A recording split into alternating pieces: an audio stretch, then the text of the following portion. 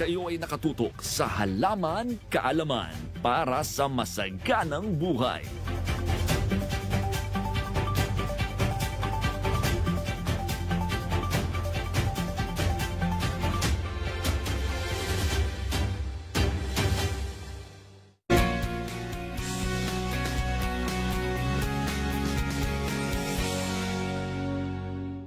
Nagbabalik ang masaganang buhay.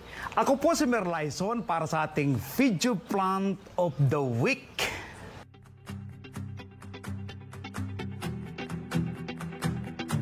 Espesyal na alaman ang ibabahagi ko po sa inyo ngayong araw nito.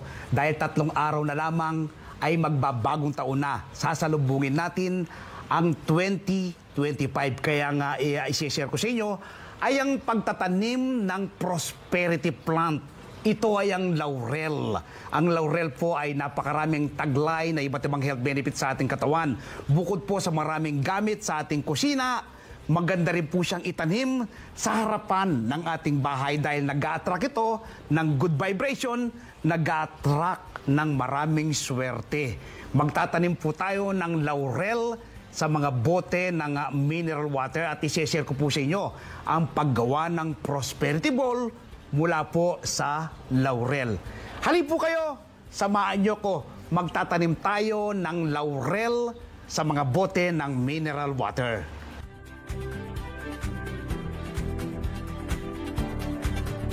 Pero bago po tayo magtanim ng laurel sa mga bote ng mineral water, ay ibabahagi ko po muna sa inyo ang ilan sa napakaraming taglay na health benefits sa ating katawan ng laurel. Ito po ay isang puno na ang kanyang mga daon ay ginagamit sa mga tahanan dahil sa mahalagang benepisyo at katangian nito. Pangunahin na ang kanyang aromatic power.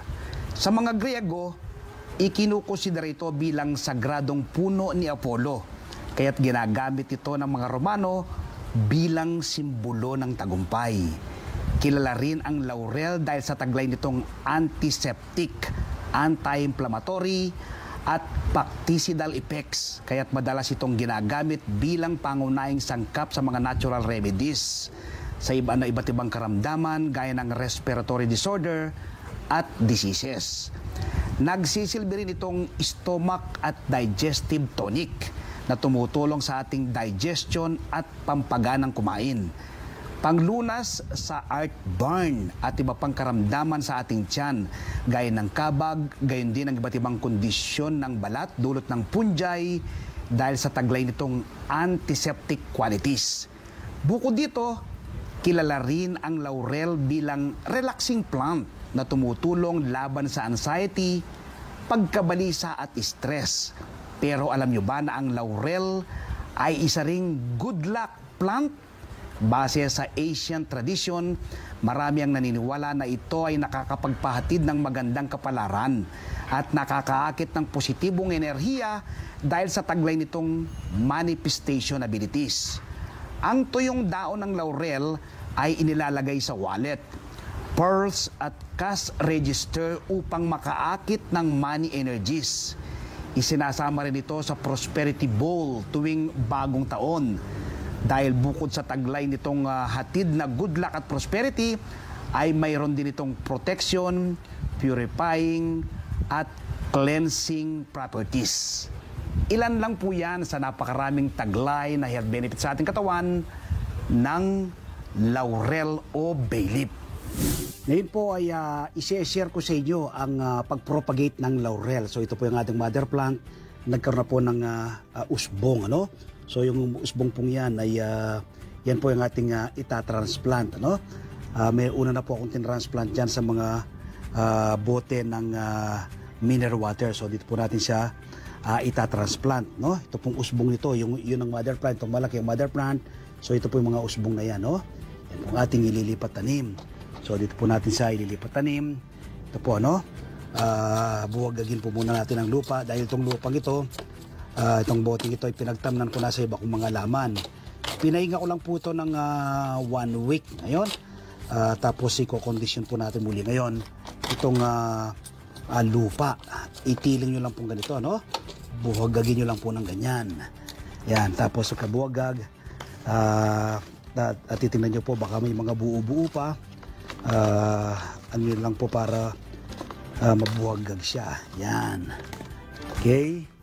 Tapos maglagay po tayo ng paunang fertilizer, vermicast, ano? Para kapag yung ating nililipatan ng halaman ay maging healthy, no? Makakuha ng nutrients kaagad, ano? Yan. So, vermicast po yung aking gamit. Isa po sa pinakamagandang pataba, natural at organic na pataba. Ayan, bongga na, kondisyon na. Itong ating lupa na pagtatamnan. So ngayon naman ay kunin natin itong usbong na to, no? Natin tungkabin po natin. Ayan. Ayan. Ayan. Ayan. Alright. Okay. Ayun. Sa kabilang side. Dapat po kasama yung ugat kapag tinungkab ninyo, no? Ayun. So, ayan. Dapat po kasama yung ugat. So, ayan po yung ugat. So, ito po yung ating itatransplant. Yan natin. Banlawin natin sa tubig. Okay, banlawin po natin sa tubig para makita natin yung kanyang mga ugat. Ayan. Ayan, kita nyo po, oh. Yan po ang kanyang mga ugat, ano? Yan po yung mga bagong usbong yan, oh. Ayan. So, ito po yung ating ipopropagate. Yung ating mother plant ay yun po, no? So, ito yung ating mother plant.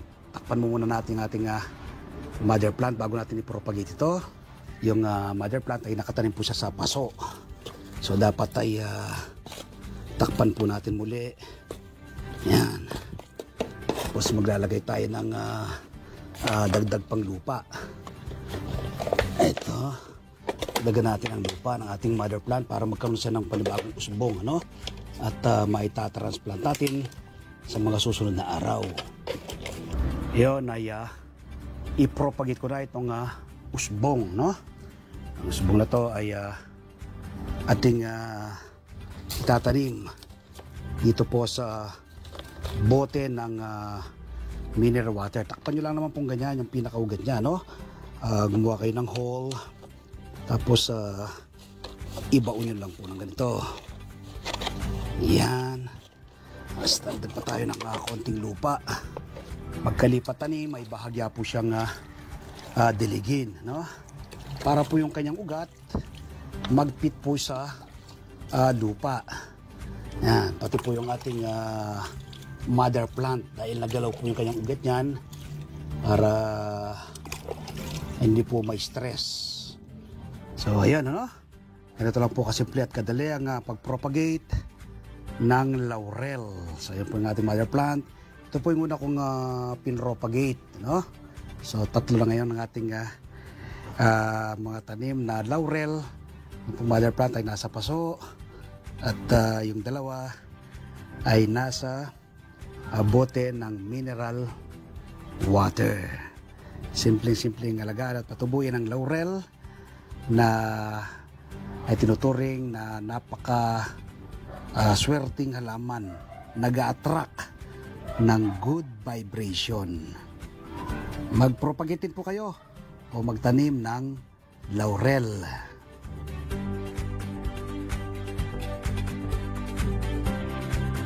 Tatlong araw po bago natin salubungin ang bagong taon, ibabahagi ko po sa inyo ang paggawa ng Prosperity Bowl. Ito po yung kumpletong gamit o materials.